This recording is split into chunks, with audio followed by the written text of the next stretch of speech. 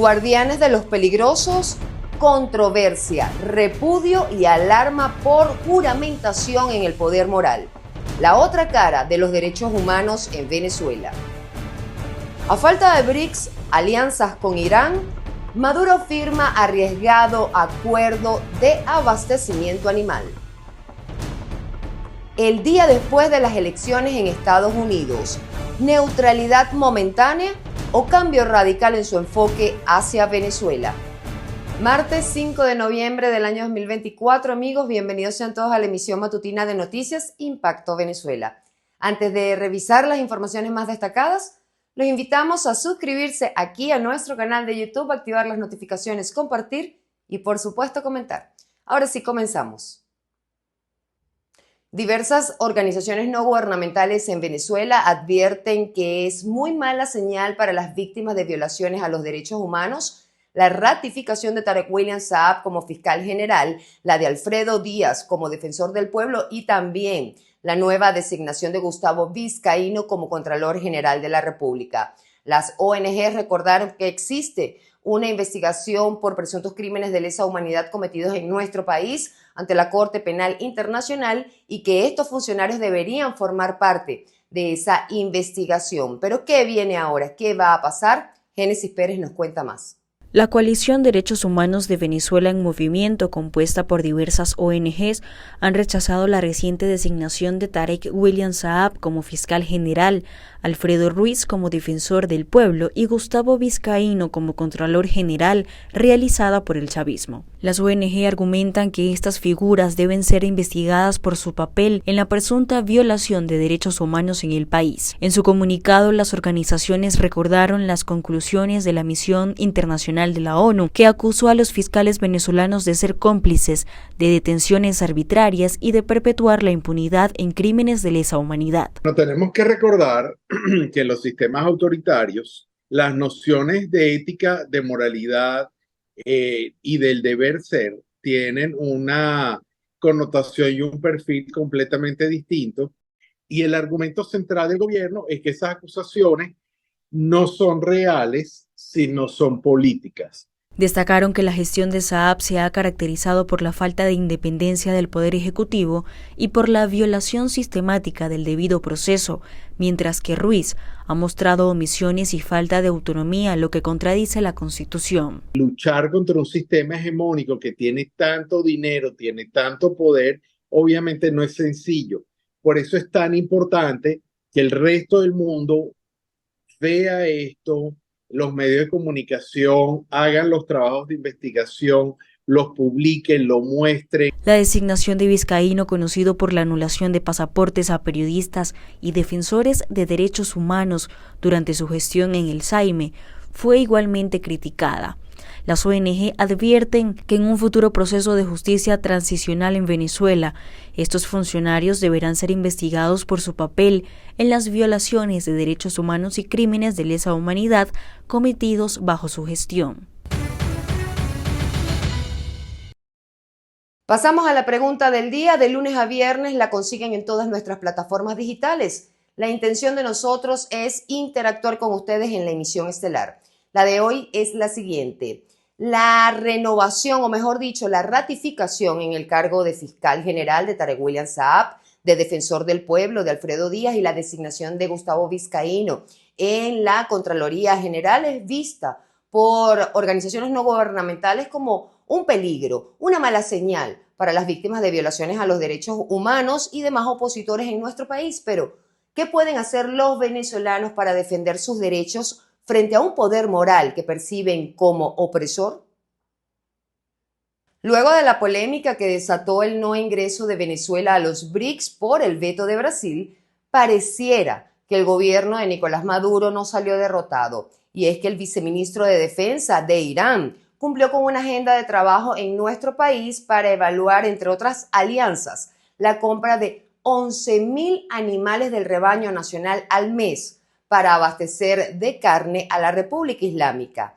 El detalle está en que Venezuela en este momento no está en la capacidad de producir tal demanda. Marina Glot con los detalles de esta información. Venezuela e Irán han sido aliadas estratégicas desde hace un par de años. En 2023 firmaron 19 acuerdos, pero en 2019 el presidente Nicolás Maduro, previa visita a ese país, habría firmado un pacto por 2 décadas de cooperación en petroquímica y defensa. Hoy se hizo realidad un proyecto de fábrica de fibra óptica en La Guaira.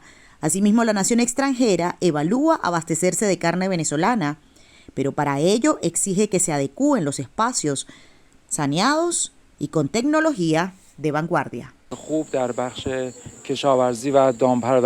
Uno de los importantes elementos para mantener sostenible la seguridad en la comida y nutrición es mantener bien la infraestructura en el campo de agricultura y eso de ganadería. Con el propósito de mantener sostenibilidad en la seguridad de comida y nutrición, tenemos que establecer buenas relaciones con los países amigos y hermanos para mantener esa seguridad en las naciones de dos partes. Irán está interesada en comprar al menos 11.000 animales venezolanos para abastecer de carne a la nación, pero en el país las autoridades reconocen que cubrir esa demanda no es fácil si no se toman medidas para acelerar la producción. El negocio más importante en materia de ganado de las últimas 2 décadas. El negocio de tal importancia que en principio habría que agrupar a todos los ganaderos del Táchira, parte del sur de la zona sur del lago Maracaibo, Mérida y Barinas, para poder acoplar la cantidad de ganado que se necesita para este negocio. Cabe destacar que Irán apoya al país en su aspiración de ingresar a los BRICS con la intención de vencer el cerco internacional ocasionado por las sanciones. Marine Glot, Somos Impacto Venezuela.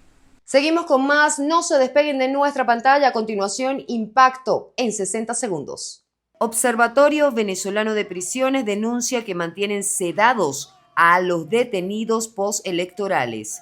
Según los testimonios de algunos reclusos y funcionarios del internado judicial de Tocuyito, presuntamente a algunos de ellos se les habría suministrado el medicamento de diazepam para calmarlos de ataques de ansiedad, de pánico y de otros problemas de salud mental como consecuencia del encierro y las condiciones del penal. Disidencia de Segunda Marquetalia confirma que Iván Márquez está vivo. Así lo informó el jefe negociador de la Segunda Marquetalia, José Vicente Lesmes, alias Walter Mendoza, quien agregó que el líder de la FARC está en perfectas condiciones intelectuales y físicas. Recordemos que hace varios días se especuló nuevamente con la muerte de Márquez, pero esta vez por una intervención quirúrgica que se realizó en Venezuela. No hay vuelos desde Venezuela hacia Panamá, Perú, Chile y República Dominicana. La Asociación Venezolana de Agencias de Viajes y Turismo espera información de las autoridades aeronáuticas nacionales para conocer si se reabrirán los vuelos con estos países. La situación mantiene a miles de pasajeros sin acceso directo a estas naciones, afectando a viajeros de negocios y el turismo en Venezuela. Especialistas en materia internacional sostienen que independientemente de quién gane las elecciones presidenciales en Estados Unidos este martes 5 de noviembre, la política sancionatoria y de presión sobre el gobierno de Venezuela no sufrirá mayores cambios hasta que se produzca la toma de posesión, pero sí pudiera darse un giro inesperado si Nicolás Maduro se juramenta el próximo 10 de enero. Joan Álvarez con el reporte. La eventual toma de posesión de Nicolás Maduro el próximo 10 de enero pudiera acelerar los cambios en la política exterior de los Estados Unidos para con Venezuela. Sin embargo, especialistas en materia internacional afirman que independientemente de quien gane la elección norteamericana, no habrá cambios significativos hasta entonces. No vamos a ver mayores movimientos antes de la toma de posesión, lo cual deja una situación muy interesante. Porque Estados Unidos se va a tener que pronunciar en ese momento, va a tener que hacer algún tipo de cambio, algún tipo de variación en su estrategia, pero las dos tomas de posesión están muy cerca una de otra. Entonces, eso va a generar una situación quizás hasta incómoda para los Estados Unidos. Desde Venezuela, algunos prevén que un posible segundo mandato de Donald Trump pudiera no tener el mismo comportamiento de presión sobre Nicolás Maduro, como se evidenció en la pasada administración. Sin embargo, hay mayores expectativas que en el caso de una victoria de Kamala Harris. Quizás una segunda administración del presidente Trump no le preste tanta atención a Venezuela y el presidente Maduro pueda, bueno, digamos, seguir su gestión en paz. Eso no lo sabemos. El presidente Trump en varias áreas de política exterior y política doméstica no ha contestado las preguntas con claridad. Entonces es muy difícil analizar esperando que sencillamente repita lo mismo que hizo en el periodo pasado cuando las condiciones han cambiado tanto. Por su parte, la dirigencia política opositora que respaldó al ex candidato Edmundo González Urrutia destaca la necesidad de restablecimiento de relaciones con Estados Unidos y con el resto de países con que el gobierno de Nicolás Maduro ha roto relaciones ante lo que es un aislamiento provocado desde Venezuela. Independientemente de cuál sea el resultado, es importante que tratáramos de normalizar y regularizar las relaciones entre ambas naciones y no lo que pretende hasta ahora el gobierno, que es seguir aislándonos del mundo, rompiendo relaciones hasta con los países más cercanos. Estamos en el limbo casi con Brasil y con Colombia, que son países limítrofes y que pudiéramos llegar a una situación probablemente de rompimiento de relaciones. Ojalá sea a la inversa y podamos contar con el apoyo del resto del mundo. Desde Caracas, Joan Álvarez, Somos Impacto Venezuela. Todo parece oponerse a los dos candidatos a la elección presidencial en Estados Unidos que se lleva a cabo este martes. Donald Trump y Kamala Harris tienen que luchar contra el tema de los impuestos y el aborto, pero ¿qué está en juego en términos políticos en esta campaña descrita como histórica? Les contamos. Millones de estadounidenses deciden el martes entre Kamala Harris y Donald Trump en una elección reñida y polarizada. Los dos candidatos tienen puntos de vista diferentes sobre la mayoría de los temas de la campaña y 7 de cada 10 estadounidenses dicen estar preocupados por el resultado. Pero, ¿qué está en juego en términos políticos en esta campaña considerada histórica? En la economía, el poder adquisitivo es un tema que preocupa mucho a los ciudadanos. Trump, que en su gobierno recortó los impuestos a los más ricos y a las empresas, ha prometido aumentar los aranceles a todas las importaciones en más de un 10%. La demócrata, por su parte, se presenta como la candidata de la clase media y quiere crear una economía de posibilidades.